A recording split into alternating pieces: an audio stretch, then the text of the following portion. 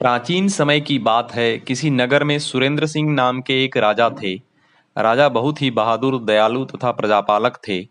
वह अपनी प्रजा से बहुत स्नेह करते थे, इसलिए प्रजा भी राजा से बहुत प्यार करती थी। राजा के 3 पुत्र थे। बड़े का नाम दिनेश, मझले का नाम सुरेश और छोटे का नाम महेश था। राजा अपने सभी पुत्रों से समान स्नेह रखते थे। राजा की उम्र हो चली थी, इसलिए वह राज्य अपने पुत्र को सौंपना चाहते थे। चूंकि वह अपनी प्रजा से भी बहुत प्यार करते थे, इसलिए वह अपने सबसे योग्य पुत्र को युवराज घोषित करना चाहते थे, ताकि प्रजा सुखी रह सके। उन्होंने अपने मन की बात अपने कुलगुरु को बताई और कहा, मैं किस प्रकार अपने पुत्रों की योग्यता को परखूं, ये मुझे बताइए। कुलगुरु कुछ देर मौन रहे, फिर बोले, राजन, भविष्य में कुछ ऐसी घटनाएं घटने वाली हैं जिससे आपके पुत्रों में सबसे योग्य कौन है, ये आपको स्वतः ही पता चल जाएगा। इतना कहकर राजा के कुलगुरु ध्यान में चले गए और राजा सुरेंद्र सिंह अपने महल में लौट आए। अगले दिन राजा अपने कुछ सैनिकों के साथ वन में शिकार खेलने गए। वन में एक हिरण का पीछा करते वक्त दुर्भाग्य से राजा घोड़े से गिर पड़े। उनके सिर में गंभीर चोटें आईं और वे मूर्छित हो गए। सैनिकों ने महाराज के चेहरे पर शीतल जल छिड़का, मगर उन्हें होश नहीं आई। सैनिक महाराज को उठाकर महल में ले आए। राजवैद्य को बुलाया गया। राजवैद्य के उपचार से महाराज को होश तो आ गया, परंतु महाराज की आंखों की रोशनी चली गई थी। राजवैद्य ने अनेक औषधियां महाराज की आंखों में डाली, पर कोई लाभ नहीं हुआ। महाराज के अंधे होने की बात पूरे राज्य में फैल गई। राज्य के सभी बड़े बड़े हकीमों और वैद्यों को बुलाया गया, परंतु सब विफल रहे। अंततः महाराज ने महामंत्री से कुलगुरु को संदेश भिजवाया, जो नगर से बाहर कुटिया में रहते थे। महामंत्री से महाराज का संदेशा पाते ही कुलगुरु राजमहल में आए और महाराज का हाल जाना। उन्होंने महाराज की आंखों को पास से देखा और एक लंबी सांस लेकर बोले, महाराज की आंखें ठीक हो सकती हैं। उसकी एकमात्र औषधि है नीलकमल। राजकुमार दिनेश बोला, नीलकमल? कुलगुरु बोले, हाँ, नीलकमल। नीलकमल की पंखुड़ियों का रस महाराज की आंखों में डालने से उनके आंखों की रोशनी वापस आ जाएगी। राजकुमार दिनेश बोला, बताइए गुरुवर, कहाँ मिलेगा यह नीलकमल? हम अभी लेकर आते हैं। पिता महाराज की आंखें जल्द से जल्द ठीक होनी चाहिए। कुलगुरु ने एक ठंडी सांस भरी और कहा, इतना आसान नहीं है नीलकमल लाना। यहाँ से बहुत दूर उत्तर दिशा में एक खतरनाक जंगल को पार करने के बाद एक गांव आता है, जिसमें शिव जी का एक मंदिर है, जहाँ शिव जी की एक विशालकाय मूर्ति है, जिसमें शिव जी के हाथ में एक बाण है। उस बाण को हासिल करना होगा, जिसे गांव वाले किसी बाहरी व्यक्ति को नहीं देते। उस बाण को हासिल करने के बाद फिर से उत्तर दिशा में और आगे बढ़ना होगा। फिर सामने एक पथरीला पहाड़ आएगा। उस पहाड़ को पार करने के बाद फिर एक घना जंगल आएगा, जहाँ एक भयानक राक्षस रहता है, जो जंगल में आने वाले किसी भी व्यक्ति को जिंदा नहीं छोड़ता है, उसे मारकर खा जाता है। यदि शिव जी के उस बाण से उस राक्षस के हृदय में आघात किया जाए, तो वह राक्षस तत्काल मर जाएगा। राक्षस के मरने के बाद उस जंगल को पार करते ही एक झील नजर आएगा, जिसका पानी लाल होगा। उसी झील में कहीं कहीं पर नील कमल खिलता है। ध्यानपूर्वक एक नील कमल निकाल कर लाना होगा, तभी तुम्हारे पिताजी की आंखें ठीक हो सकती हैं। गुरुजी ने राजा के बड़े बेटे से पूछा, क्या तुम अपने पिता की आंखों के लिए इतना कर पाओगे? राजकुमार दिनेश के चेहरे पर हवाइयां उड़ रही थी। राक्षस का नाम सुनते ही वह पसीने से लथपथ हो गया। गुरुजी ने मझले बेटे सुरेश की ओर देखा, उसका भी वही हाल था। तभी महेश बोल पड़ा, मैं जाऊंगा। हर बाधा को पार कर पिता महाराज के लिए मैं नील कमल लेकर ही लौटूंगा। उसके आवाज में दृढ़ता थी और चेहरे पर भय का नामो निशान नहीं था। गुरुदेव को उस पर विश्वास हो गया। राजकुमार महेश ने कहा, गुरुदेव, मैं कल प्रातः ही यात्रा पर निकल जाऊंगा। सुबह होते ही राजकुमार महेश, जो तीनों भाइयों में सबसे छोटा था, नहा धोकर शिव मंदिर में पूजा अर्चना कर महादेव का आशीर्वाद लिया। फिर माता पिता के चरण छुए और गुरुदेव का आशीर्वाद लिया। कुलगुरु ने उसे एक तलवार भेंट किया और कहा, इस तलवार के हाथ में रहते कोई जंगली जानवर तुम्हारा कुछ भी नहीं बिगाड़ सकता। राजकुमार ने तलवार ली, उसे माथे से लगाया और मयान में डाल लिया। फिर अपना धनुष बांध लिया और अपने प्यारे घोड़े पर बैठकर यात्रा आरंभ की। शीघ्र ही राजकुमार महेश नगर से बाहर आकर उत्तर दिशा में चल पड़ा। राजकुमार दोपहर तक लगातार चलता रहा। उसका घोड़ा भी थक गया था। सामने एक नदी दिखाई पड़ी। राजकुमार घोड़े से उतर गया। उसने माँ की दी पोटली निकाली। उसमें कुछ भोजन माँ ने राह के लिए दिया था। राजकुमार को जोरों की भूख लगी थी। उसने घोड़ा वहीं छोड़ दिया। घोड़ा नदी किनारे की हरी हरी घास चरने लगा।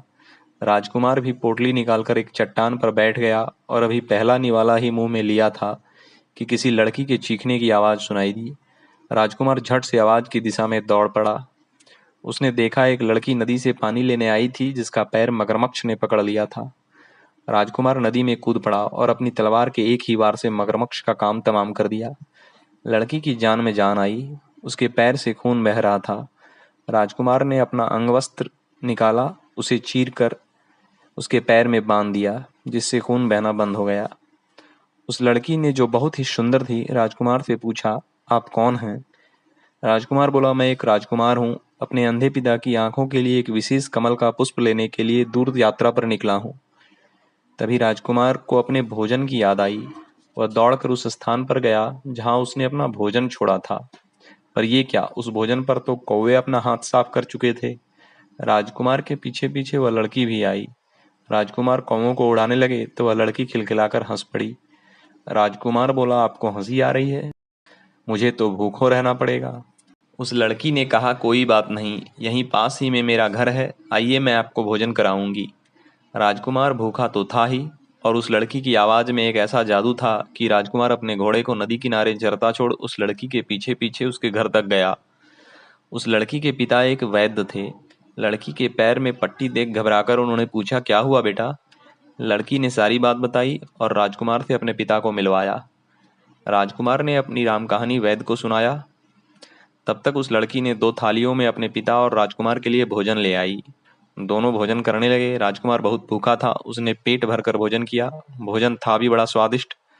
राजकुमार जब जाने लगा तो वैद्य ने एक जड़ी निकालकर राजकुमार को दिया और कहा, आगे के सफर में आपका सामना खतरनाक विषैले जीवों से भी होगा। यदि किसी विषैले जंतु ने काट लिया तो उस स्थान पर इस जड़ी को रगड़ने से सारा विष निकल जाता है। राजकुमार ने उस जड़ी को संभाल कर रख लिया। वैद्य की लड़की ने कहा, पिताजी, मैं राजकुमार को नदी तक छोड़कर आती हूँ। वैद्य ने कहा, ठीक है बेटा, जल्दी आना, मुझे भी दूसरे गांव जाना है। ठीक है पिताजी, मैं अभी आई। इतना कहकर वह लड़की राजकुमार के पीछे पीछे चल पड़ी। दोनों बातें करते नदी के किनारे आ गए। घोड़ा अभी भी घास चर रहा था। राजकुमार की आहट पाते ही घोड़ा तुरंत सामने आकर खड़ा हो गया। राजकुमार घोड़े पर सवार होकर जाने लगा तो लड़की बोली, राजकुमार, जब तक आप नहीं लौटते मैं रोज महादेव के मंदिर में जल चढ़ाऊंगी और आपकी कामयाबी के लिए प्रार्थना करूंगी। राजकुमार ने कहा, ठीक है, मैं लौटते वक्त तुमसे मिलकर ही जाऊंगा। राजकुमार ने घोड़ा दौड़ाया और पलक झपकते ही नदी को पार कर गया। अब आगे वही खतरनाक जंगल था जिसके विषय में गुरुदेव ने बताया था। राजकुमार ने घोड़े को तेज दौड़ाया और जंगल को पार करने लगा। अभी राजकुमार जंगल के मध्य में ही पहुंचा था कि किसी पेड़ के ऊपर से एक चीते ने राजकुमार पर छलांग लगाई। अचानक हुए हमले को राजकुमार समझ नहीं पाया और घोड़े से गिर पड़ा। उसकी तलवार भी हाथ से छूट गई जो गुरुदेव ने दी थी। सामने खड़ा चीता हमले के लिए तैयार था। राजकुमार उछलकर तलवार की ओर लपका और चीता राजकुमार पर। राजकुमार की नजर चीते पर थी। वह झट अपने स्थान से हट गया। राजकुमार के हट जाने से चीता एक पेड़ से बुरी तरह टकरा गया और उसके माथे पर चोट लगी। वह घबराकर जंगल में भाग गया। राजकुमार ने तलवार उठाया और पास खड़े घोड़े पर, जो चीते के हमले से घबरा गया था, सवार हो गया। राजकुमार जानता था कि जंगल में रुकना बहुत खतरनाक हो सकता था, इसलिए उसने घोड़े को बहुत तेज दौड़ाया। जंगल खत्म हो आया था। बाहर का हरा भरा मैदान नजर आने लगा था। तभी अचानक किसी पेड़ से एक खतरनाक सर्प राजकुमार के ऊपर गिर पड़ा। राजकुमार ने झट से सर्प को उठाकर दूर फेंक दिया, मगर तब तक सर्प ने राजकुमार के गर्दन पर डस लिया था। विष के प्रभाव से राजकुमार को मूर्छा आने लगी। घोड़ा अब भी तीव्र गति से दौड़ रहा था और जंगल से बाहर आकर एक हरे भरे मैदान को पार कर रहा था। सामने एक छोटी नदी बह रही थी। घोड़ा नदी के किनारे पहुंचकर रुक गया। राजकुमार घोड़े से गिर पड़ा और बेहोश हो गया। घोड़ा नदी के किनारे पानी में उतरकर उछलने लगा, जिससे पानी का छींटा राजकुमार के चेहरे पर पड़ा और उसे पल भर के लिए होश आ गया। राजकुमार ने फुर्ती से वह जड़ी निकाला जो उस लड़की के पिता वैद्य ने दी थी और उसे गर्दन पर रगड़ने लगा, जिससे पल भर में सारा विष बाहर निकल गया और राजकुमार स्वस्थ महसूस करने लगा। राजकुमार ने नदी पार किया और थोड़ा आगे बढ़ा तो उसे पेड़ों के नीचे बसा एक गांव नजर आया। वह समझ गया, यह वही गांव है जहाँ के शिव मंदिर में शिव जी की मूर्ति से उसे बांध लेना है। शाम होने वाली थी, इसलिए राजकुमार जल्दी से गांव में पहुंच गया। राजकुमार ने गांव में महसूस किया कि वे लोग बाहरी लोगों से ज्यादा बात नहीं करते थे। राजकुमार ने 2-4 लोगों से बात करके रात गुजारने के लिए जगह मांगी, मगर कोई भी तैयार नहीं हुआ। अंततः एक पेड़ में राजकुमार ने अपना घोड़ा बांध दिया और उसी के नीचे सोने का विचार ही कर रहा था कि उसके पास एक बूढ़ा आया और बोला, बाहर से आए मुसाफिर लगते हो। राजकुमार ने कहा, हाँ बाबा, ऐसा ही है। बूढ़ा बोला, यहाँ रात को सोना खतरे से खाली नहीं है। राजकुमार ने कहा, क्यों बाबा? बूढ़े ने कहा, यहाँ रात को एक आदमखोर शेर आता है, उसे सिर्फ इंसानी मांस और खून अच्छा लगता है। उसी ने मेरी पत्नी को भी मार डाला। तभी से मैं अपनी झोपड़ी में अकेला ही हूँ। चलो तुम मेरी झोपड़ी में ही रात गुजार लो। राजकुमार ने घोड़ा खोला और उसे लेकर बूढ़े के पीछे उसकी झोपड़ी में आ गया। बूढ़े ने झोपड़ी के बाहर एक खूंटे में घोड़े को बांधने के लिए कहा।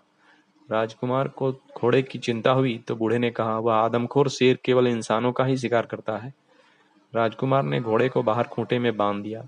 फिर अंदर दोनों अलग अलग चारपाई पर बैठकर बातें करने लगे। बूढ़े ने राजकुमार को कुछ जंगली फल दिए, जिसे खाकर राजकुमार ने पानी पिया और सोने का प्रयास करने लगा। बूढ़ा आदमी फौरन सो गया। राजकुमार सोने ही वाला था कि उसे कुछ आवाजें सुनाई दी। उसे लगा कुछ लोग किसी का पीछा कर रहे हैं। धीरे धीरे आवाजें पास आने लगीं। राजकुमार ने देखा बूढ़ा गहरी नींद में है। उसने अपनी तलवार ली और धीरे से दरवाजा खोला और बाहर आ गया। उसने देखा कुछ लोग मसाल लिए एक जानवर का पीछा कर रहे हैं। राजकुमार को समझते देर नहीं लगी कि वह आदमखोर शेर ही था। राजकुमार ने देखा शेर के मुंह में कपड़े में लिपटा शायद किसी का बच्चा था। उन लोगों के पीछे एक औरत भी विलाप करती हुई दौड़ रही थी। राजकुमार ने झोपड़ी के बाहर ही रखे अपने धनुष बाण को उठाया और एक तीर धनुष पर चढ़ाकर उसे अपने कान तक खींचा और शेर पर निशाना लगाकर छोड़ दिया। बाण शेर के कान के पास लगा और दूसरी ओर कान तक निकल गया। शेर वहीं धराशायी हो गया। कपड़े में लिपटा बच्चा शेर के मुंह से छुटकर गिर पड़ा। सब लोग वहां पहुंचे। राजकुमार भी धनुष लिए वहां दौड़कर पहुंच गया। बच्चे की मां ने दौड़कर बच्चे को उठाया। उसे कोई नुकसान नहीं पहुंचा था। शेर को बाण लगा देख लोग समझ गए कि राजकुमार ने ही उसे मारा है। सब लोगों ने राजकुमार को कंधे पर उठा लिया। सुबह गांव के सभी लोगों ने निश्चय किया कि वे अजनबी युवक को सम्मानित करेंगे। गांव के मुखिया ने कहा, बेटा तुम नहीं जानते, उस आदमखोर शेर ने कई महीनों से हमारा जीना हराम कर दिया था। हमारे गांव के कई लोगों को उसने मार दिया था। तुमने हम सब की रक्षा की है। राजकुमार ने कहा, यदि आप लोग मुझ पर प्रसन्न हैं तो हमें आपके शिव मंदिर से शिव मूर्ति का बाण चाहिए। वह हमें कुछ समय के लिए दे दें। मुखिया सहित गांव के सभी लोग सकते में आ गए। मुखिया ने कहा, बेटा हम लोग वह बाण किसी को नहीं देते, क्योंकि उसका दुरुपयोग गांव पर संकट ला सकता है। ऐसा हमारे गुरु का आदेश है। राजकुमार ने अपनी सारी कहानी बताई और उन्हें विश्वास दिलाया कि केवल राक्षस के वध के लिए ही उसका प्रयोग करूंगा और नीलकमल लेकर लौटते वक्त आदर पूर्वक उस बाण को पुनः शिव जी की मूर्ति के हाथ में रख दूंगा। मुखिया ने कहा, ठीक है बेटा, तुमने हम सब की रक्षा की है, अतः हमारा भी फर्ज है कि हम तुम्हारी मदद करें। सब लोग राजकुमार के साथ मंदिर गए। पुजारी को बुलाकर ताला खुलवाया गया। राजकुमार ने शिव जी की मूर्ति को साष्टांग प्रणाम किया। फिर आदर पूर्वक मूर्ति के हाथ से बाण निकाला, उसे अपनी तरकस में डाला, अपने घोड़े पर सवार होकर गांव वालों से विदा लिया और पुनः उत्तर दिशा की ओर तीव्र गति से चल पड़ा। कुछ घंटों तक लगातार राजकुमार घोड़ा दौड़ाता रहा। फिर उसे पथरीला पहाड़ नजर आया, जिसे पार करने के बाद एक घना वन नजर आ रहा था। राजकुमार को गुरुदेव की बात याद आई कि उस वन में एक भयानक राक्षस रहता है। राक्षस से सामना होने वाला था, ये सोचकर राजकुमार का दिल जोरों से धड़क उठा। फिर उसने मन को नियंत्रित किया। उसने सोचा, माता पिता और गुरुदेव का आशीष मेरे साथ है और शिव जी का शक्तिशाली बाण भी अब मेरे पास है, तो फिर व्यर्थ में क्यों डरना। जंगल समीप था। राजकुमार ने घोड़े को तेज दौड़ाया और जंगल में प्रवेश कर गया। राजकुमार पूरी तरह चौकन्ना था। अचानक उसे जोर से हंसने की आवाज सुनाई दी। घोड़ा अचानक हिनहिना कर रुक गया। राजकुमार ने देखा राक्षस बिल्कुल सामने खड़ा था।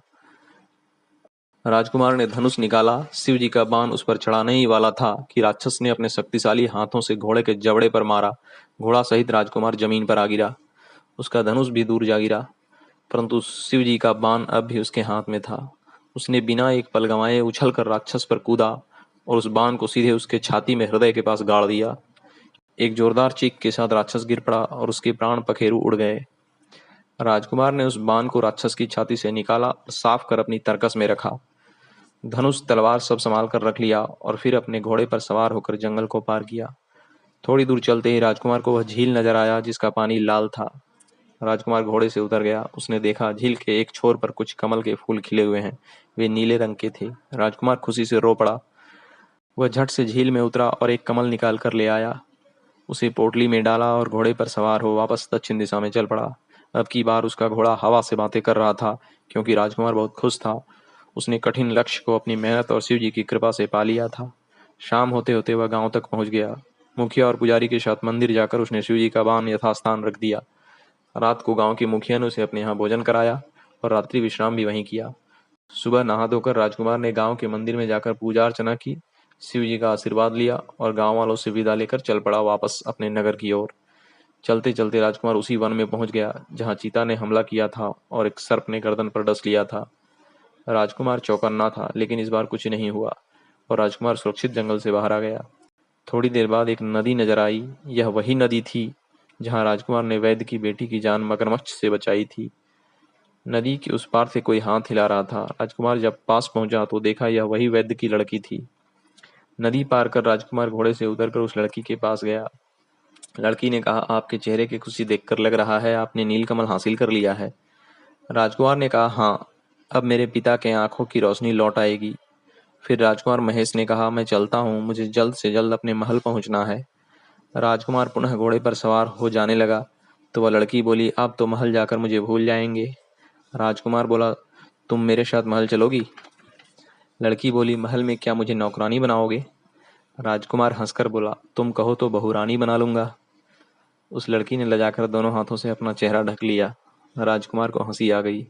लड़की अपने घर की ओर दौड़कर जाने लगी तो राजकुमार बोला, तुम इंतजार करना, मैं तुम्ही से विवाह करूंगा।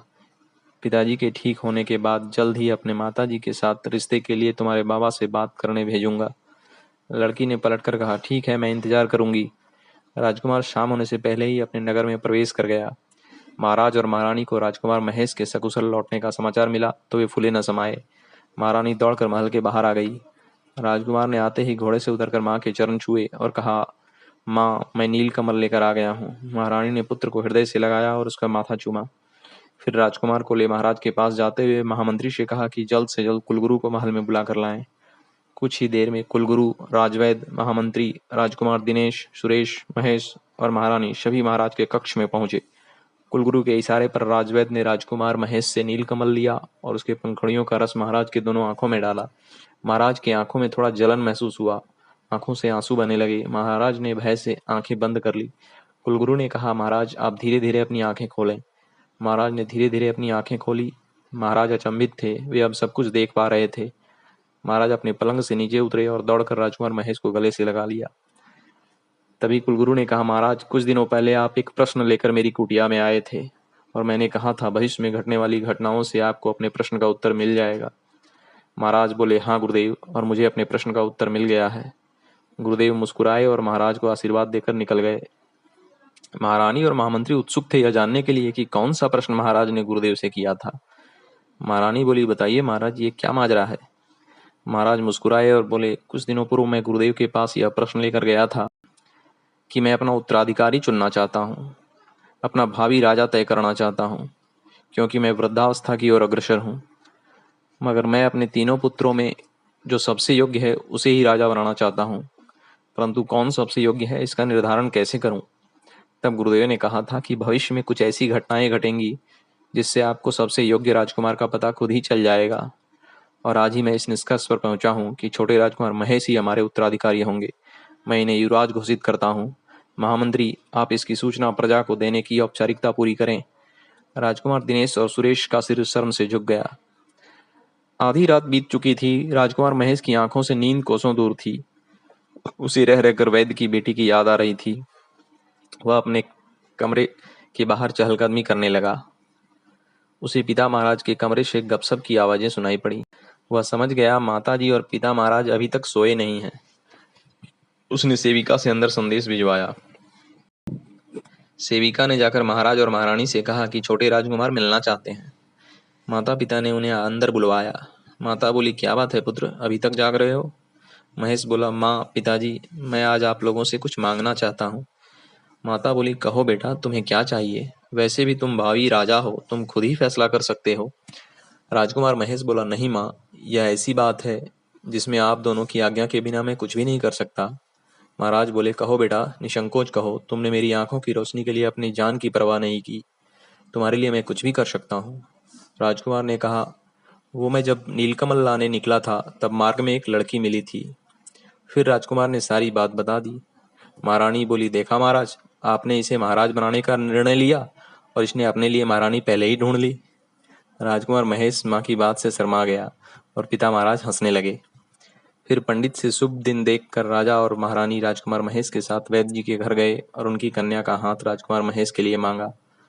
वैद्य जी को विश्वास नहीं हो रहा था कि उसकी कन्या का रिश्ता एक राजकुमार से हो रहा है। शुभ मुहूर्त पर राजकुमार महेश और वैद्य की बेटी का ब्याह हो गया। बाद में राजकुमार महेश को राजा बना दिया गया। उसने पिता की भांति प्रजा का पालन जीवन भर किया। ओम।